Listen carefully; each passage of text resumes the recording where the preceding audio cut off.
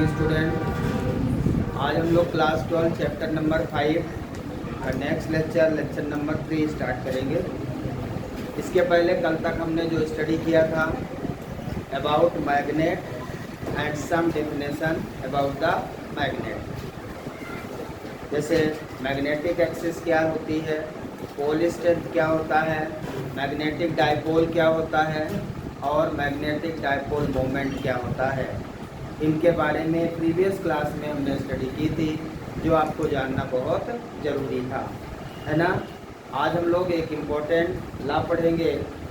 जिस प्रकार से इलेक्ट्रोस्टैटिक में हमने पहला शुरुआत फर्स्ट लॉ कूलॉम्स लॉ से किया था, आपको याद होगा, कूलॉम्स लॉ से, उसी प्रकार से यहाँ पे भी कूलॉम्स लॉ से ही शुरुआत करेंगे। तो वहाँ पे भी आपने कूलॉम्स लॉ पढ़ा था, यहाँ पे भी कूलॉम्स लॉ पढ़ेंगे। नाम बिल्कुल उसी तरह से है, हेडिंग लगाएंगे। इसका नाम कुछ inverse square, inverse square of Coulomb's law,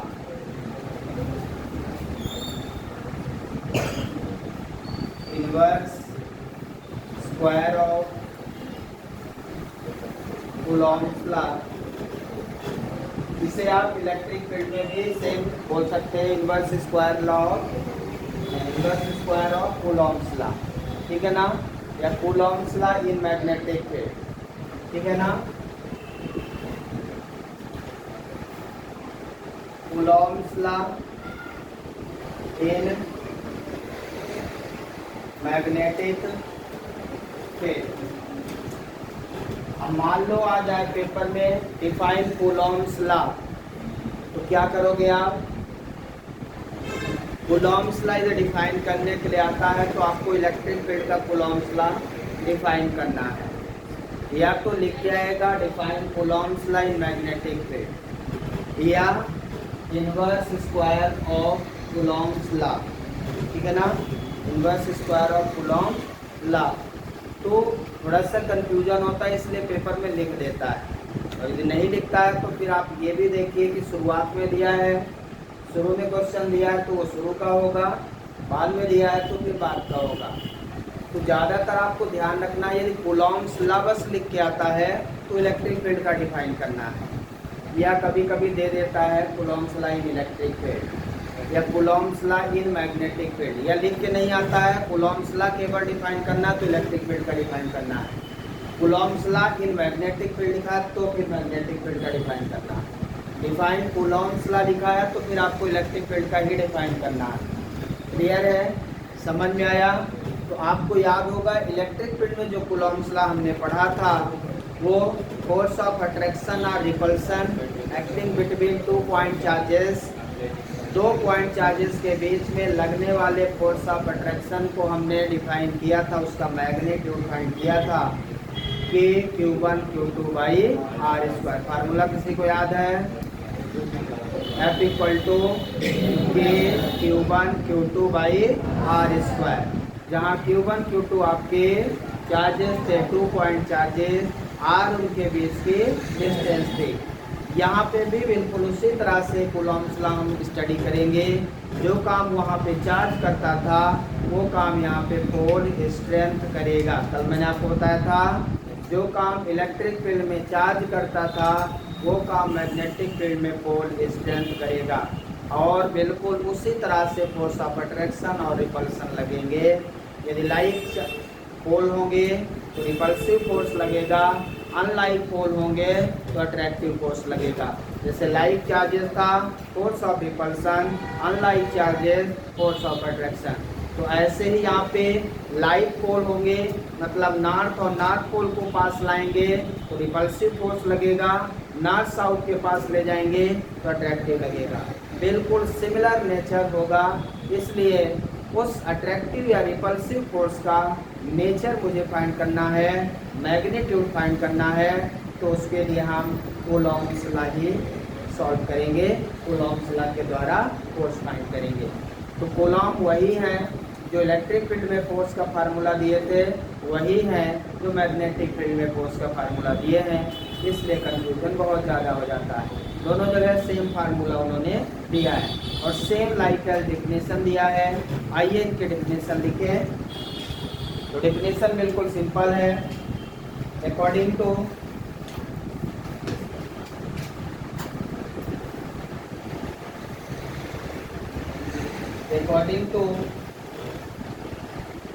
Coulomb's law,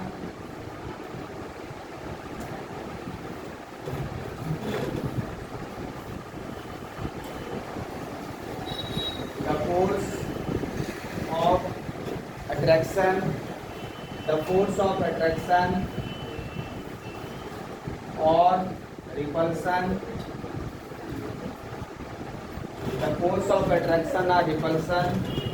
is directly proportional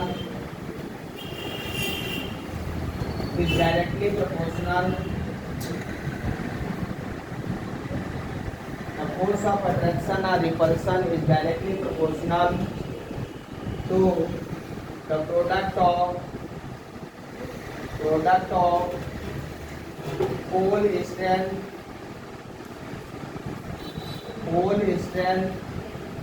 of magnet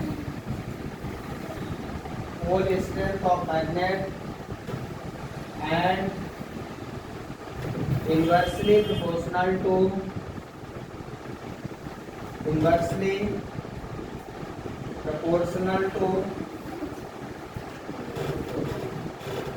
square of distance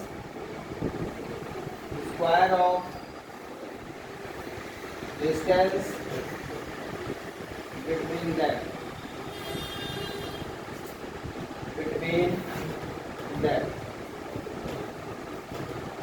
Very simple definition, similar to the Coulomb's law in electrostatic field. बिल्कुल सिमिलर डेफिनेशन है, statement भी उसी तरह का है। तो छोटा सा डिफरेंस है, वहाँ पे 2 पॉइंट चार्जेज होते थे, यहाँ पे क्या है, directly proportional to the product of pole strength है।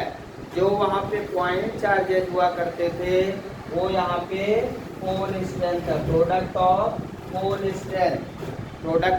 स्ट्रेंथ मतलब यहाँ पे 2 पोल स्ट्रेंथ होते हैं ना, 2 पोल स्ट्रेंथ होते हैं, दोनों का क्या करना है, प्रोडक्ट कर देना है।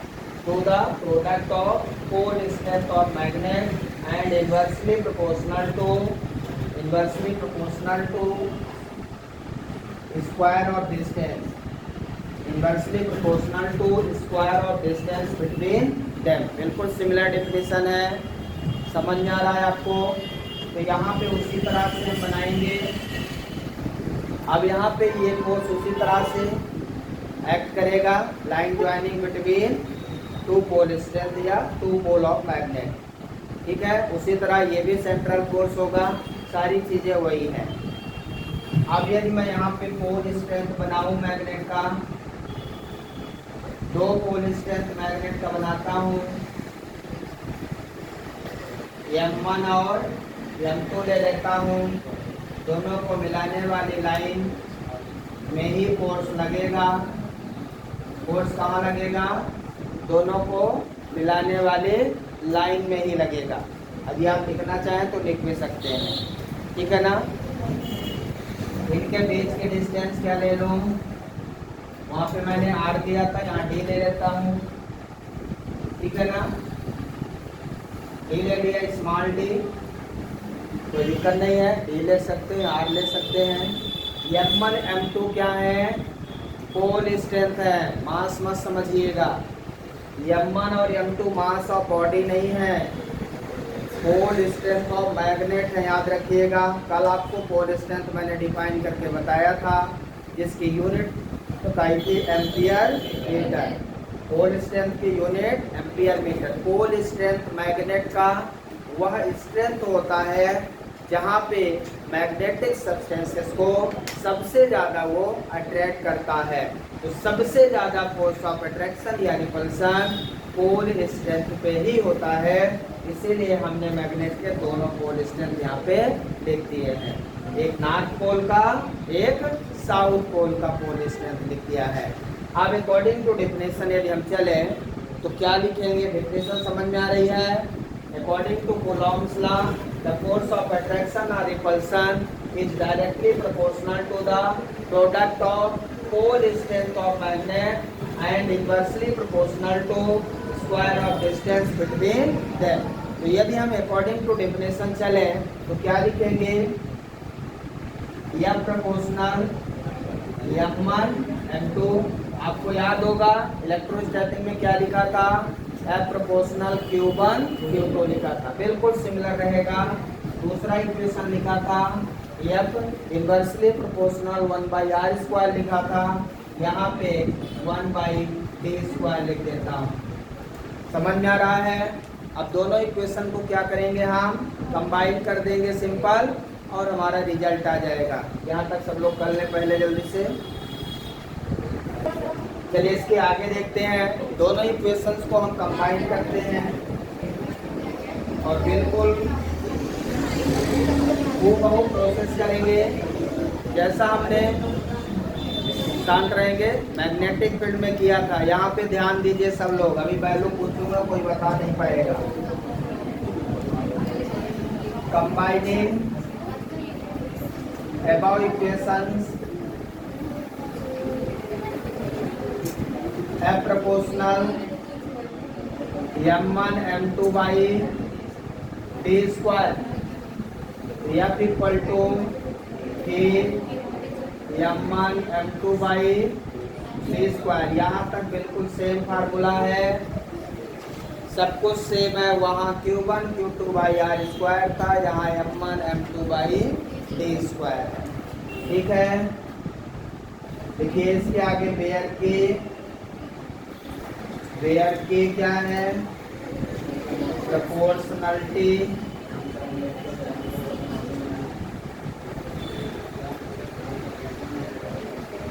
Constant which is called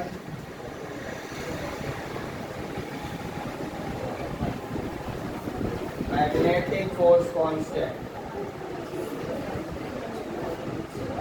magnetic force constant, वहाँ पे इलेक्ट्रोस्टैटिक फोर्स कांस्टेंट बोलते थे, यहाँ पे मैग्नेटिक फोर्स कांस्टेंट बोलेंगे। इसकी वैल्यू, इट्स वैल्यू डिपेंड्स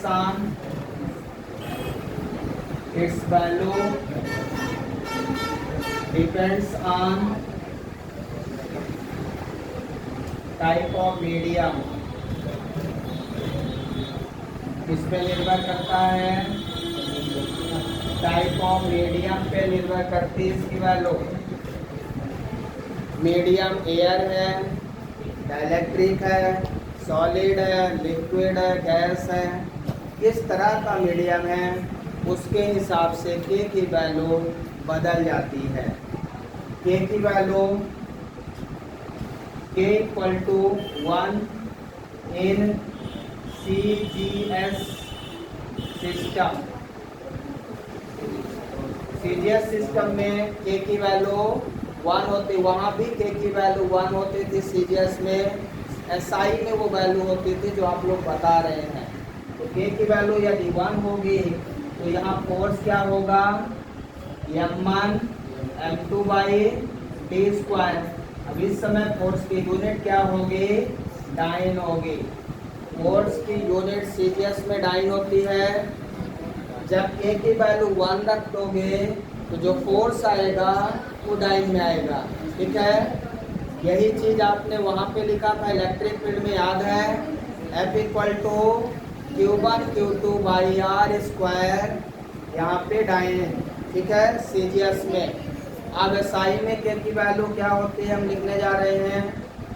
ये लिख लिया आपने, यहाँ तक लिखिए आराम से जल्दी। इसके बाद K equal to μ0/4π। K equal to कितना होता है, μ0/4π। एक बार इसको और आपने पढ़ा था, याद है कहाँ पढ़ा था, बायोट-सेवर्ट लॉ में। जब आपने बायोट-सेवर्ट लॉ को डिफाइन किया था, dB equal to K ideal sine theta by r square. तो वहाँ पे भी प्रोपोर्शनलिटी कांस्टेंट था और उसकी value mu naught upon 4 pi था। याद है आपको? ये वैल्यू जो आपने लिखा है इन SI सिस्टम, SI यूनिट है, ठीक है। अब यदि ये वैल्यू हम यहाँ पे रखेंगे तो K equal to mu naught upon 4 pi है। जैसे आप इलेक्ट्रिक फील्ड में पढ़ते थे K की वैल्यू 1/4 पाई एप्सिलॉन नॉट, यहाँ पे म्यू नॉट अपान 4 पाई। वहाँ पे एप्सिलॉन नॉट क्या होता था? परमिटिविटी ऑफ द मटेरियल या मीडियम। यहाँ पे म्यू नॉट क्या है? परमिबिलिटी।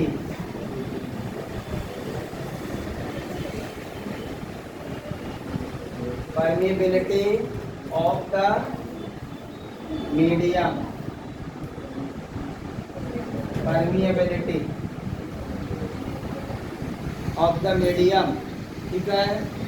इसकी भी वैल्यू होती है म्यू नॉट। आपको याद है एप्सिलॉन नॉट की वैल्यू होती थी, उसी तरह इसकी वैल्यू होती है कितनी? 4 पाई इंटू 10⁻⁻⁷। यदि यहाँ से आप इसकी वैल्यू निकालें, यूनिट निकालें, तो क्या यूनिट लिखेंगे? यहाँ से म्यू नॉट की यूनिट निकालें तो क्या यूनिट लिखेंगे? Newton metre square. Newton metre square पर एम्पियर स्क्वायर मीटर स्क्वायर, है ना? 1 मीटर स्क्वायर कट जाएगा, न्यूटन पर एम्पियर स्क्वायर मीटर। यहाँ से देखिए यूनिट निकालना चाहेंगे, K की यूनिट यहाँ से निकालना चाहेंगे तो क्या निकलेगी? फोर्स की न्यूटन मीटर स्क्वायर। ये क्या? Pole strength. पोल स्ट्रेंथ की कितनी होती है? Ampere metre into ampere metre, ampere square metre square. तो इसकी यूनिट क्या हो जाएगी? न्यूटन पर एम्पियर स्क्वायर। या हमने वहाँ पे आपको याद है बताया था, वहाँ पे टेस्ला मीटर पर एम्पियर, याद है आपको? टेस्ला मीटर पर एम्पियर किसकी यूनिट हुआ करती थी? यह कि dV equal to mu naught upon 4 pi ideal sine theta by r square. तो टेस्ला मैग्नेटिक फील्ड की हो गई थी टेस्ला मीटर पर एम्पियर, ठीक है, याद है? तो दोनों यूनिट याद रखेंगे। इसकी 2 यूनिट हो गई फिर से, न्यूटन पर एम्पियर स्क्वायर, न्यूटन पर एम्पियर मीटर मैग्नेटिक फील्ड की हो जाती है ना? तो अब यहाँ पे इसकी यूनिट हो गई, इसकी वैल्यू हो गई। अब हम फार्मूले में, यदि फार्मूले में सीरियस यूनिट लिखो तो क्या फार्मूला बन जाएगा? Mu naught upon 4 pi m1 m2 by T square. ये बन जाएगा फार्मूला किसमें? न्यूटन में। ये फार्मूला फोर्स किसमें आ गया? न्यूटन में। SI में फोर्स की यूनिट न्यूटन, सीजीएस में 9 होती है। तो K की वैल्यू जब 1 रखोगे तो जितना फोर्स आएगा वो सीजीएस में आएगा, और K की वैल्यू जब म्यू नॉट अपान 4 पाई रखोगे तो जो वैल्यू आएगी वो किस में आएगा? न्यूटन में आएगा, याद रखेंगे। तो इस तरह से आपने इसकी वैल्यू को कितना कर दिया? न्यूटन में कर दिया। न्यूमेरिकल वैल्यू भी आप रख सकते हैं। यदि न्यूमेरिकल वैल्यू रखेंगे इसकी तो कितना आ जाएगा? F equal to 10⁻⁷। Mu naught की वैल्यू ये रखोगे तो 4 पाई से 4 पाई कट जाएगा, कितना बचेगा? 10⁻⁷ m1 m2 by T square. यही फार्मूला हो जाएगा न्यूटन में। आपको याद है वहाँ पे epsilon not 1/4 pi epsilon not की वैल्यू कितनी आई थी? 9 × 10⁻9 आई थी। वहाँ पे 9 × 10⁻9 लिखा था, यहाँ 10⁻⁷ लिखा है। ये इस इक्वेशन में किसी कोई डाउट है? ठीक है। अब इसमें यदि हम एक केस ले लें, यूनिट पोल को डिफाइन करें तो कैसे डिफाइन करेंगे? इसकी यूनिट पोल स्ट्रेंथ आपको फाइंड करना है। तो यूनिट पोल स्ट्रेंथ कैसे निकालेंगे? यूनिट पोल स्ट्रेंथ का मतलब ये है, यदि हम फोर्स को 10⁻⁻7 न्यूटन ले लें, कितना फोर्स लगा दें? 10⁻⁻7 न्यूटन का, और डिस्टेंस को 1 मीटर ले लें। कितना ले लें? 1 metre. And m1 = m2 = m। Magnet का जो पोल है, नॉर्थ और साउथ दोनों की स्ट्रेंथ हमने बराबर ले लिया, मतलब uniform magnetic field. Pole strength क्या होती है? बराबर। यहाँ हमने क्या ले लिया? दोनों की पोल स्ट्रेंथ को बराबर, मतलब m ले लिया। समझ में आया? यदि नॉर्थ पोल की पोल स्ट्रेंथ 10 एम्पियर मीटर है, तो साउथ पोल की भी पोल स्ट्रेंथ 10 एम्पियर मीटर ही है, ऐसा मैंने मान लिया है। ऐसी स्थिति में मुझे यूनिट पोल स्ट्रेंथ निकालना है। ये वैल्यू इस इक्वेशन में रख दो। यदि इस वैल्यू को हम इस इक्वेशन में पुट करते हैं तो ध्यान से देखिए क्या मिलेगा।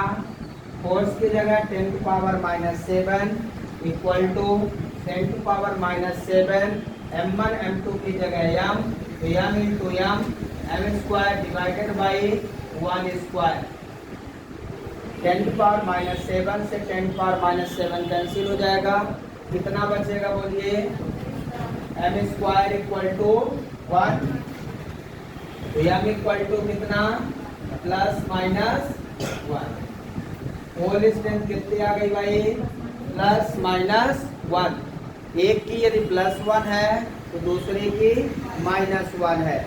नॉर्थ पोल का पोल स्ट्रेंथ ऑलवेज पॉजिटिव और साउथ पोल का ऑलवेज नेगेटिव। इस तरह से एक पोल का पॉजिटिव हो गया, दूसरे पोल का नेगेटिव हो गया pole strength.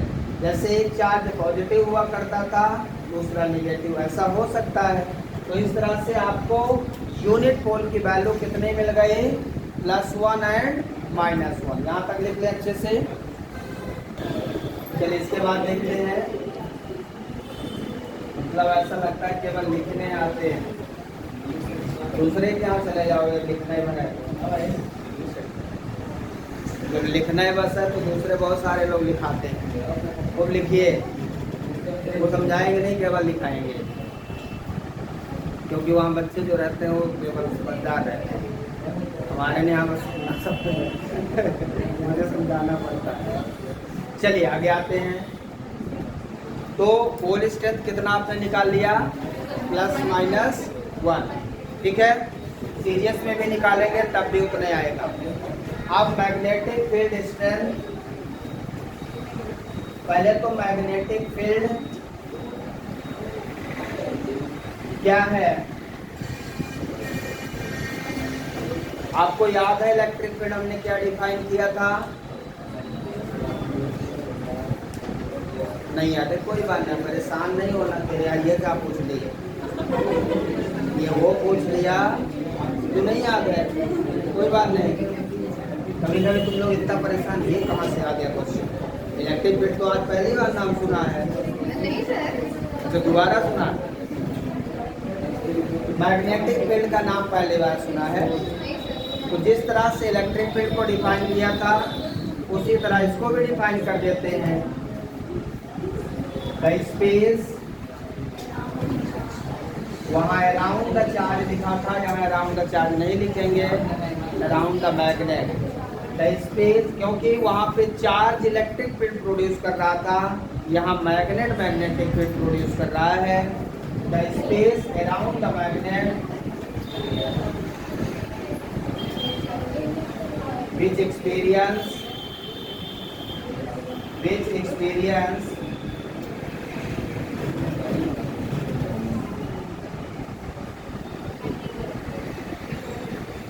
some force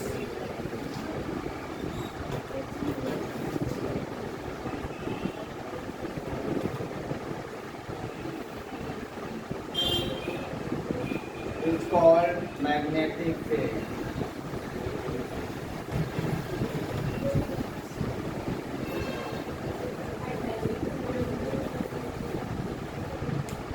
is around the magnet with experience some force is called magnetic field। Magnet के चारों तरफ का वह चीज जहाँ पे वो एक फोर्स का एक्सपीरियंस करता हो, ठीक है, इसका एक फोर्स का एक्सपीरियंस। अब कौन एक फोर्स का एक्सपीरियंस करेगा? फोर्स का एक्सपीरियंस कौन करेगा? मैग्नेट ही। या तो कोई मैग्नेटिक सब्सटेंस होगा, या तो कोई मैग्नेटिक सब्सटेंस होगा, वो एक फोर्स का एक्सपीरियंस करेगा। वो हम बोल देंगे उसको, क्या बोल देंगे? Magnetic field. अब मैग्नेटिक फील्ड स्ट्रेंथ, जिसे मैग्नेटिक फील्ड इंटेंसिटी कहते हो, हर यूनिट पोल के लिए क्या होगी? मैग्नेटिक फील्ड इंटेंसिटी, जैसे आपने पढ़ा था इलेक्ट्रिक फील्ड इंटेंसिटी पढ़ा था, तो मैग्नेटिक फील्ड इंटेंसिटी बोलते हैं, या यहाँ पे स्ट्रेंथ बोलेंगे। Magnetic field strength due to unit pole, either unit north pole और यूनिट साउथ पोल, ठीक है। मैग्नेटिक फील्ड इंटेंसिटी या magnetic field strength due to unit pole.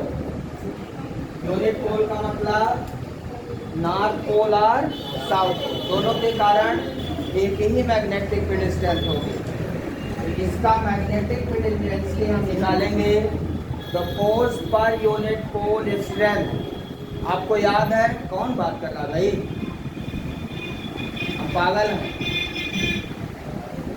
Magnetic field बताया ना, पढ़ाते समय बात मत करिए। मैग्नेटिक फील्ड इंटेंसिटी, जिस तरह से हमने इलेक्ट्रिक फील्ड इंटेंसिटी, ये शब्द आप बार बार सुनेंगे, भले आपको इलेक्ट्रिक फील्ड के बारे में कोई जानकारी ना हो, लेकिन आप शब्द जरूर सुनेंगे। इसलिए कल से बोला हूँ कि आप एक बार रिवाइज करके आए फर्स्ट चैप्टर। कल ही बोल दिया था कि आपको फर्स्ट चैप्टर रिवाइज करके आना है, क्योंकि आप बार बार वही शब्द सुनेंगे। इलेक्ट्रिक फील्ड में ये पढ़ा था, अब आप जब पढ़े हो तब ना आपको पता चले। भूल जाता है तो भूल गया तो एक बार रिवाइज कर ले, भूलना नेचुरल है, सबको भूलता है, ऐसा नहीं कि भूलता नहीं है, उसको रिवाइज कर ले। तो मैग्नेटिक फील्ड हम यहाँ डिफाइन कर रहे हैं। इलेक्ट्रिक फील्ड इंटेंसिटी आपको याद है, फोर्स पर यूनिट चार्ज हमने कहा था। क्या कहा था? Force per unit charge. यहाँ क्या डिफाइन करेंगे बोलिए? यदि मैं यहाँ डिफाइन करना चाहूँ तो कोई बता सकता है? Force per unit pole strength. कितनी बार बताया कि जो काम वहाँ चार्ज करता था वो काम यहाँ पोल स्ट्रेंथ करेगा, बस, और कोई डिफरेंस नहीं है। तो मैं यहाँ पे लिख दूंगा the force per unit pole strength, the force per unit pole strength is called magnetic field strength या मैग्नेटिक फील्ड इंटेंसिटी, ठीक है। आपको याद है वहां पे उसको हम ई से डिनोट करते थे, यहाँ पे it is denoted by B. आपको याद है इलेक्ट्रिक फील्ड को ई से, मैग्नेटिक फील्ड को बी से डिनोट करते हैं। किससे डिनोट करते हैं? बी से। अब यहाँ पे यदि हम डिफाइन करना चाहें तो इसे कैसे डिफाइन करेंगे? देखिए हमने फोर्स निकाला है अभी, कितना? μ0/4 पाई, एसआई में सॉल्व कर रहे हैं, m1 m2 by T square. अब हम इसके पोल स्ट्रेंथ को एक पोल स्ट्रेंथ का निकालते हैं, जो एक पोल स्ट्रेंथ की मैग्नेटिक फील्ड होगी वही दूसरे पोल स्ट्रेंथ की भी मैग्नेटिक हो जाएगी। तो अब यदि हम इनको m1 m2 को m मान लें, सीधा ऐसा भी मान सकते हैं, M1 equal to M2 equal to M, ठीक है ना। दोनों को सेम मान लिया। यदि ऐसा है तो ये F इक्वल टू कितना बन जाएगा, mu naught upon 4 pi M into M by D square. यहाँ तक समझ में आ रहा है? नीचे का लिख लिया है, ये हो गया कंप्लीट। तो यहाँ पे क्या फार्मूला बनेगा, ध्यान से देखिए। एक M को डिवाइड कर लेंगे, याद है वहाँ पे एक चार्ज को डिवाइड किया था, फोर्स पर यूनिट कांस्टेंट बन गया ये। एक मास एक M को, M मतलब कांस्टेंट को डिवाइड कर लिया, तो इसे क्या बोलेंगे, force per unit constant is called magnetic field strength या magnetic field intensity, which is denoted by B equal to कितना बचेगा यहाँ, म्यू नॉट अपान 4 पाई, एक M बचा, एक M डिवाइड हो गया। तो magnetic field intensity due to unit pole either north pole और साउथ पोल, एक पोल का मैग्नेटिक फील्ड कितना आ चुका है, mu naught upon 4 pi M by D square. One pole का मैग्नेटिक फील्ड इंटेंसिटी आ चुकी है। ये क्या है, आपको याद होगा electric field intensity due two point charge आपने निकाला था, के क्यू बाई आर स्क्वायर, के क्यू बाई आर स्क्वायर, यहाँ के एम बाई डी स्क्वायर बिल्कुल उसी तरह है। फार्मूला बिल्कुल सिमिलर है। जो फार्मूला मैंने electric field intensity due two point charge का लिखा था, उस पॉइंट चार्ज के कारण मैंने डाइपोल की फील्ड इंटेंसिटी निकाली थी। यहाँ पे भी यूनिट पोल का फील्ड इंटेंसिटी निकाल लिया, अब डाइपोल का भी निकाल लेंगे आगे, ठीक है। उसी तरह से बिल्कुल सिमिलर है। तो ये किसकी मैग्नेटिक फील्ड आ गई, मैग्नेटिक फील्ड इंटेंसिटी